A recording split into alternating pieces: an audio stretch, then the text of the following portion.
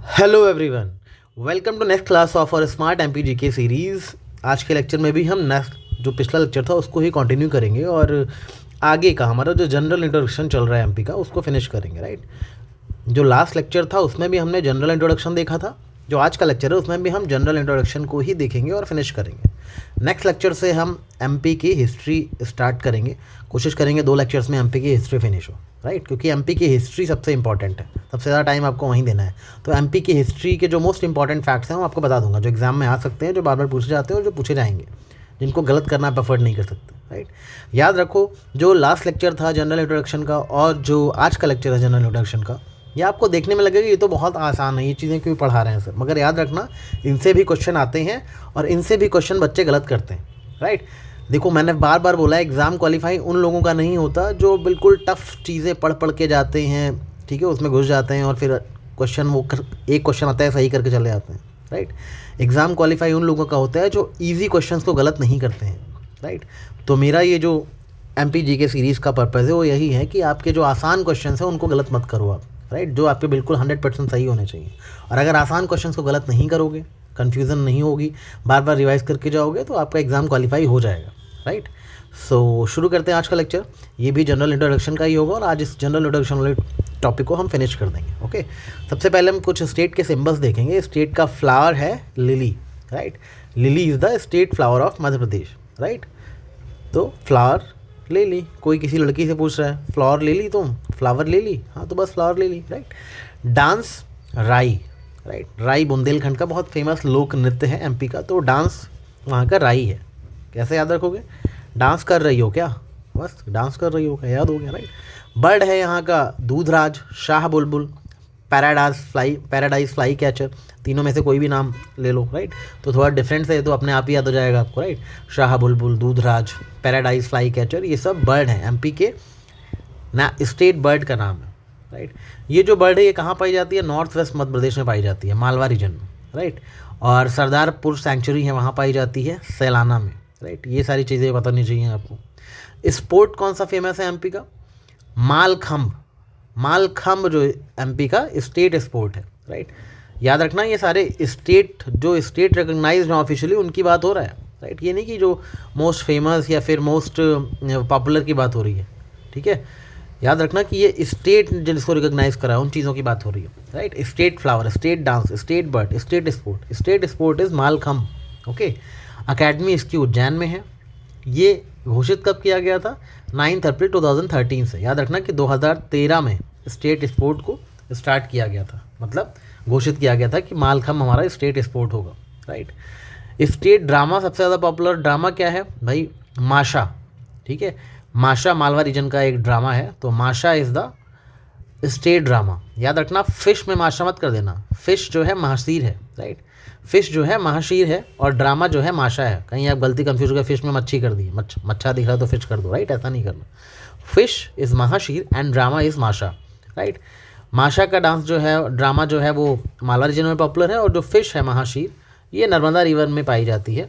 Right, इसका scientific name याद रख लेना, टावर पिटेटोरा। राइट, टावर पिटेटोरा इसका नाम है महाशीर का। ओके, नर्मदा रिवर में पाई जाती है और 2012 से ही ये फ़िश जो है वो रिकग्नाइज़ करी गई है एज अ स्टेट फ़िश।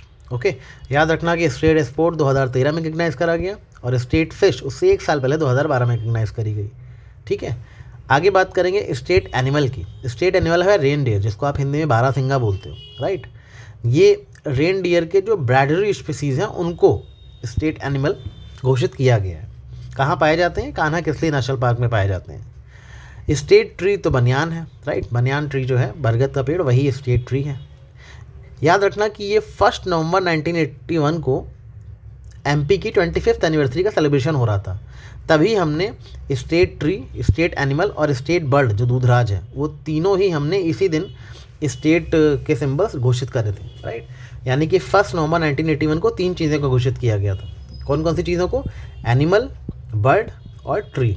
ठीक है, ऑब्वियसली एक ट्री है अगर, तो ट्री के ऊपर बर्ड बैठेगी, बर्ड घोंसला बनाएगी और नीचे उसके एनिमल आराम कर रहा है। इन तीनों की जो घोषणा हुई थी वो 1981 में हुई थी। राइट, तो 25th एनिवर्सरी एमपी की मनाई जा रही थी।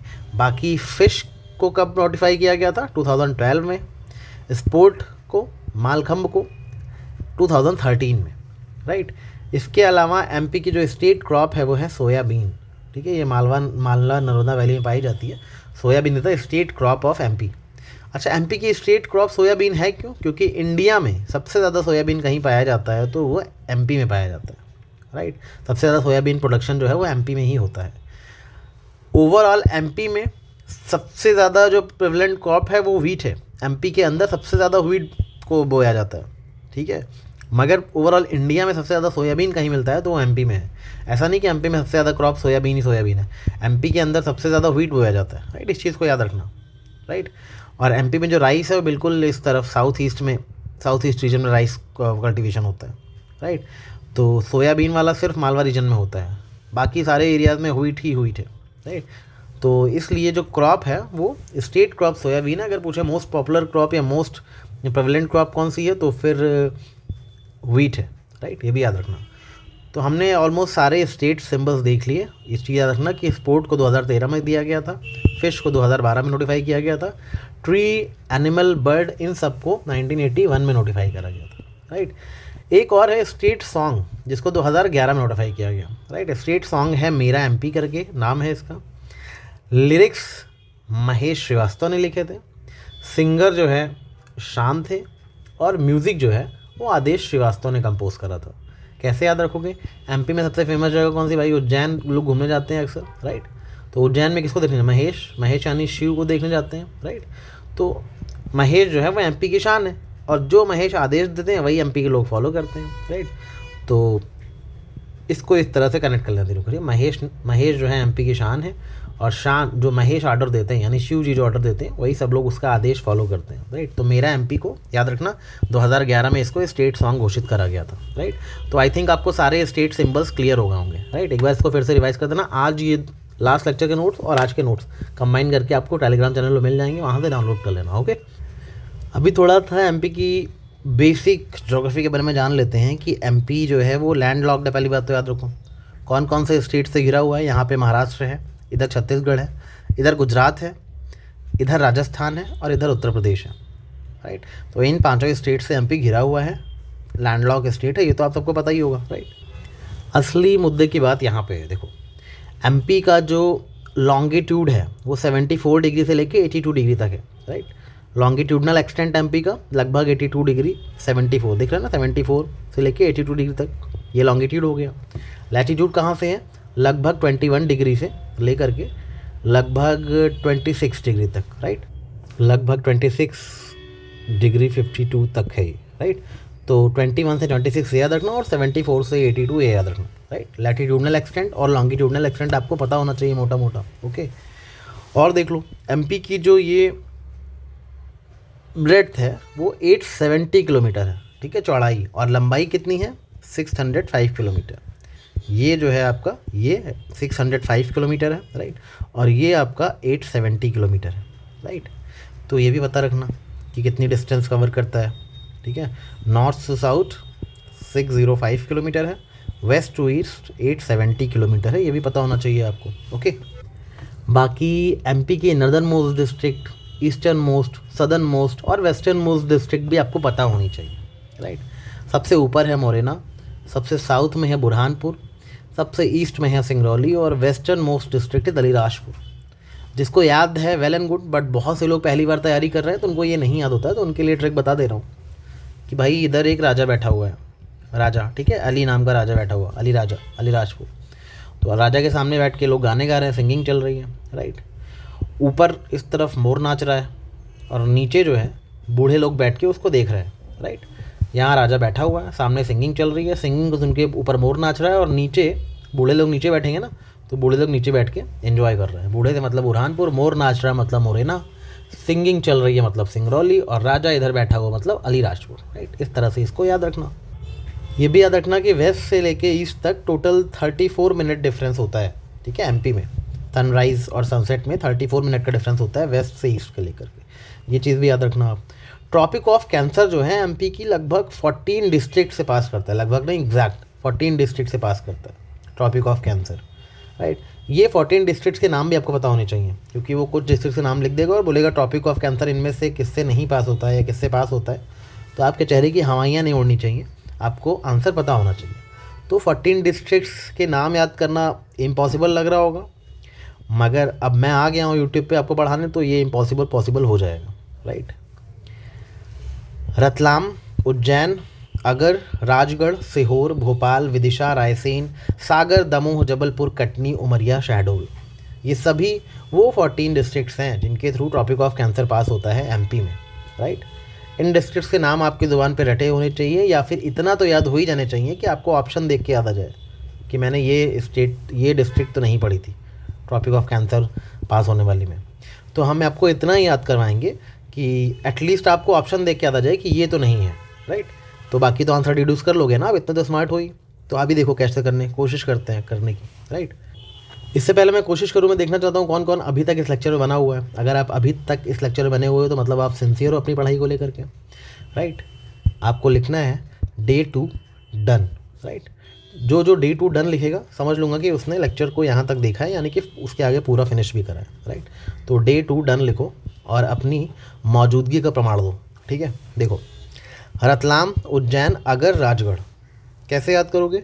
ट्रॉपिक ऑफ कैंसर पास हो रहा है, राइट। तो हम एक ट्रिक बनाते हैं कि सपोज़ किसी को कैंसर हो गया है, राइट। किसी को कैंसर हो गया, भगवान न करे किसी को, बट ट्रिक के लिए याद कर लो। सपोज़ किसी को कैंसर हो गया, राइट। अब क्या कैंसर होता है तो क्या होता है, इंसान रात रात में उठ जाता है, रात रात में उठ जाता है। रतलाम, उज्जैन, ठीक है, कैंसर हुआ है तो इंसान रात रात में उठ जा रहा है, राइट। रात रात में उठ जा रहा है, उसको ठंड भी बहुत लग रही है, मतलब अगर उसको रजाई ना मिले तो वो सिहर जा रहा है। सिहर जा रहा है मतलब कांप जा रहा है, ठीक है। अगर उसको रजाई ना दी जाए तो वो सिहर जा रहा है। अगर, रजाई, सिहर याद रखना, ठीक है। ऊपर ट्रिक लिख लेना, अगर यानी अगर, रजाई यानी राजगढ़, सिहर यानी सीहोर, राइट। रात रात में उठ जा रहा है मतलब रतलाम और उज्जैन, ठीक है। किसी को हुआ है कैंसर तो वो रात रात में उठ जा रहा है। अगर उसको रजाई नहीं दी जा रही तो सिहर जा रहा है, राइट। इतना याद हो गया, समझ आ गया, राइट। अब क्या होगा कि कैंसर है तो भाई सबसे पहले अगर एमपी का इंसान है, क्योंकि एमपी की पढ़ाई कर रहे हैं, एमपी में किसी को कैंसर हुआ है, सबसे पहले तो भोपाल जाएगा इलाज कराने, क्योंकि कैपिटल है, उसको लगेगा भाई राजधानी है भोपाल, तो वहाँ पे इलाज ज़्यादा बेहतर होगा, तो सबसे पहले वहाँ इलाज कराने जाएगा। लेकिन अगर भोपाल में इलाज सही से नहीं हुआ तो कहाँ जाएगा, तो उसको विदेश जाना पड़ेगा। तो भोपाल और विदिशा, राइट, विदेश जाना पड़ेगा। अब समझ लो कि विदेश जाना है जब, तो कहीं ना कहीं से पैसे वैसे का जुगाड़ करोगे, भाई विदेश जाना है, कैंसर का इलाज करवाना है। लेकिन जब पैसे का जुगाड़ करोगे तो आपको राय बहुत देंगे लोग, ऐसा मत करो वैसा करो, ठीक है। राय देने वालों का सागर आ जाएगा पूरा आपके सामने, ठीक है। कहते हैं ना, सलाह देने वालों का पूरा सागर उमड़ पड़ा है, राइट। तो राय देने वालों का पूरा सागर उमड़ पड़ेगा, ठीक है। राय देने वालों का पूरा समुद्र आ जाएगा, सागर, ठीक है। मतलब आपके पास सलाह का सागर आ जाएगा, राय देने वालों का सागर उमड़ पड़ेगा, ऐसा मत करो ऐसा करो, विदेश जा रहे हो, ये वो, राइट, लोग बोलेंगे। ऐसे मौके पे आपको क्या करना है, आपको मोह त्यागना होगा। आपको बहुत से आपके खास लोग भी सलाह देंगे, राय का जो सागर आ रहा है आपके पास, रायसेन और सागर से, राइट। तो आपको उस मोह को त्यागना होगा कि भाई मैं किसी की सलाह नहीं सुनूंगा, मैंने तो डिसाइड कर लिया मुझे विदेश जाना है तो जाना है, राइट। तो आपको इस मोह को त्यागना होगा और ज़बरदस्ती सबसे कटना होगा, सबकी राय सलाह से कटना होगा आपको, राइट। ज़बरदस्ती आपको सबकी राय सलाह से कटना होगा, आपको मोह त्यागना होगा, आपको ज़बरदस्ती करनी होगी विदेश जाने के लिए, और सबसे आपको कटना होगा। कटना होगा मतलब सबसे थोड़ा कट ऑफ करना पड़ेगा इन लोगों से जो राय दे रहे हैं, ठीक है, सागर भर भर के राय दे रहे हैं आपको। ऐसे लोगों से मोह त्यागना होगा और ज़बरदस्ती ऐसे लोगों से कटना होगा, समझ गए ना। दमोह, जबलपुर, कटनी, राइट। और ऐसा क्यों करना होगा, क्योंकि आपको अपनी उम्र लंबी करनी है, आपको अपना इलाज करवाने के लिए विदेश जाना है, आपको शहीद नहीं होना है। उम्र लंबी करनी यानी उमरिया, शहीद नहीं होना यानी शहडोल। इस पूरी स्टोरी को बार बार पढ़ लेना, तो आपको शायद ये डिस्ट्रिक्ट से नाम याद हो जाएंगे जिससे ट्रॉपिक ऑफ कैंसर पास होता है। एक बार फिर से रिपीट कर दो फास्ट, ठीक है। किसी को एमपी में कैंसर हुआ है, वो रात रात में उठ जाता है, उसको अगर रजाई ना दी जाए तो वो सिहर उठता है। रतलाम, उज्जैन, अगर, राजगढ़, सिहर, राइट। उसके बाद इलाज करवाने पहले तो भोपाल जाता है, बट भोपाल में प्रॉपर इलाज नहीं होने की वजह से उसको विदेश जाने का प्लान बनता है। फिर बहुत लोग उसको राय देने लगते हैं, राय का सागर उमड़ पड़ता है। बट ऐसे मौके पे आपको करना क्या है कि मोह को ज़बरदस्ती त्यागना है, लोगों से कट ऑफ करना है, कट लेना है, राइट। दमोह, जबलपुर और कटनी। उसके बाद क्यों करना है ऐसा, क्योंकि अपनी उम्र बढ़ानी है, ठीक है, विदेश जाके इलाज कराना है और शहीद नहीं होना है, राइट, उम्र बचानी है, ओके। तो इस तरह से आपको ये 14 के 14 डिस्ट्रिक्ट्स याद हो जाएंगे। याद रखना कि एमपी में टोटल 10 डिवीजन्स हैं और ये टॉपिक ऑफ कैंसर से ये भोपाल डिवीज़न वाली सारी डिस्ट्रिक्ट से पास होता है, राइट। देखो ये है भोपाल डिवीज़न, ये वाला टॉपिक ऑफ कैंसर इनमें सारी डिस्ट्रिक्ट से होता है, सीहोर से, भोपाल से, रायसेन से, विदिशा से, राजगढ़ से, ठीक है। हमने देखा ना ये सारे ही टॉपिक कैंसर पास होने वाले। तो topic of cancer Bhopal division की सभी डिस्ट्रिक्ट से पास होता है, ओके। एमपी में टोटल 10 डिवीज़न है, लार्जेस्ट डिवीज़न है जबलपुर एरिया वाइज, राइट, और स्मॉलेस्ट डिवीज़न है शहडोल, ये सबसे नया डिवीज़न भी है, ये एरिया वाइज भी सबसे स्मॉलेस्ट है और पॉपुलेशन वाइज सबसे स्मॉलेस्ट है शहडोल, राइट, और एरिया वाइज सबसे लार्जेस्ट है जबलपुर। देखो ये है एमपी के डिस्ट्रिक्ट डिवीज़न का मैप, राइट। शहडोल डिवीज़न ये रहा, सबसे स्मॉलेस्ट है एरिया वाइज, सबसे लार्जेस्ट डिवीज़न दिख रहा है आपको जबलपुर है, एरिया वाइज लार्जेस्ट, लेकिन पॉपुलेशन वाइज लार्जेस्ट कौन सा है? इंदौर डिवीज़न। इंदौर डिवीज़न में इतने डिस्ट्रिक्ट आती हैं, भोपाल डिवीज़न में इतनी आती हैं। इस तरह से अगले लेक्चर के पहले आपको ये डिवीज़न और डिस्ट्रिक्ट सारी मोटा मोटा याद होना चाहिए, राइट, किस तरफ कौन सा डिवीज़न है। याद रखना शहडोल स्मॉलेस्ट है एरिया वाइज, राइट, और पॉपुलेशन वाइज भी। एरिया वाइज लार्जेस्ट आपका जबलपुर है और पॉपुलेशन वाइज लार्जेस्ट आपका इंदौर है, ओके। टोटल डिस्ट्रिक्ट कितनी है एमपी में? 55 है। टोटल डिस्ट्रिक्ट जो हैं वो 55 हैं।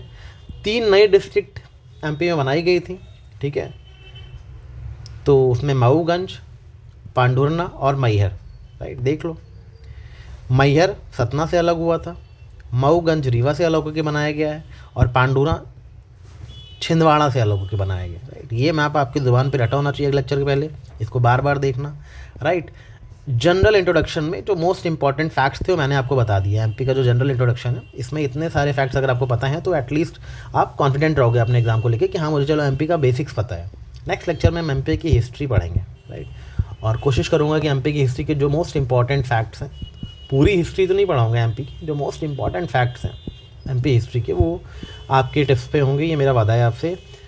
अगर आप लेक्चर यहाँ तक देख रहे हो तो डे 2 डन ज़रूर लिखना, so that I get to know कि there are students who are watching it, okay. Till then take care, keep revising and all the best for preparations. Thank you.